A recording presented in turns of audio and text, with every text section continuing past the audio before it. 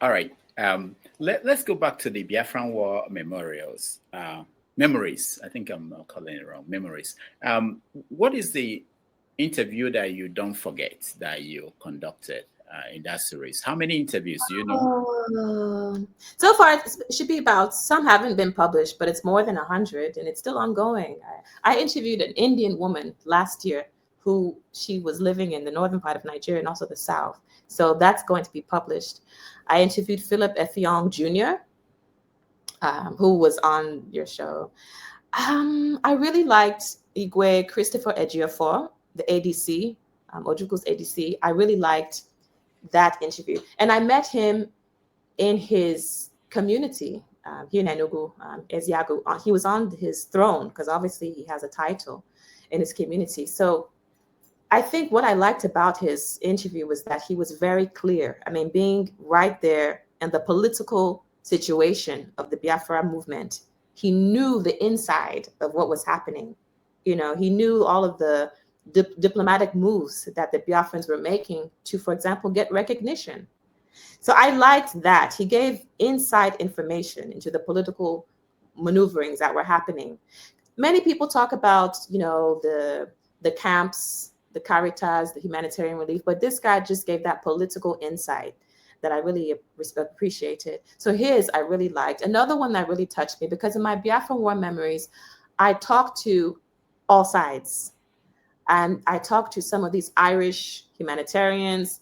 I've spoken to journalists who covered. I've spoken to, of course, Biafrans. I've spoken to Nigerian military personnel. One Nigerian military personnel I interviewed from Plateau State, he broke down and cried, talked about how he lost his brother on the battlefield. That was very moving, because he was almost embarrassed that he started crying. He quickly he lost composure. Then he tried to gather himself, and that's one thing I try to do. These are very long conversations. Sometimes it'll go 4 or 5 hours, and I just let them speak. I let them speak. So this is a very personal project for me, and I'd like to even talk about the origin of this project. My parents never spoke about the war, which is the story that many of us had. Our parents never told us. It wasn't until I was about 18 in the US, my mother mentioned, we were watching the news. It was like the Middle East, the famine. And my mother said that she used to be a refugee one time. So we're watching the news, looking at refugees. And my mother said, oh, I used to be a refugee. And I said, what? It's so bizarre. How is my mom refugees? I'm thinking Ethiopia, Syria. My mother was a refugee. And I was just absolutely floored. She had never told me this. So that's what started this trail for me to know so I went to my village, mother's side, my mother's side and father's side, talked to people on the ground. I'm still doing it. You've introduced me to some people, Rudolph in New York. This is something I'm deeply passionate about and my inspiration really is looking at how the Jewish people have documented what they lost during the Holocaust. They take that story so seriously. It's a sacred story. This is what we lost. And they do so much documentation.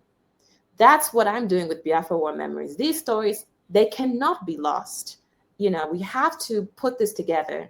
And I like the fact that it's normal people talking about what happened. I'm not just looking at the Obasanjo, stuff like this. It's the everyday people. That war didn't just affect southeastern Nigeria. It affected the entire Africa as far as I'm concerned. That's that thing was a milestone. That war is part of world history. And that's what I want people to understand. It's not just Nigerian history. This is world history. And this is why museums have come to me asking to put some of that information in their museums.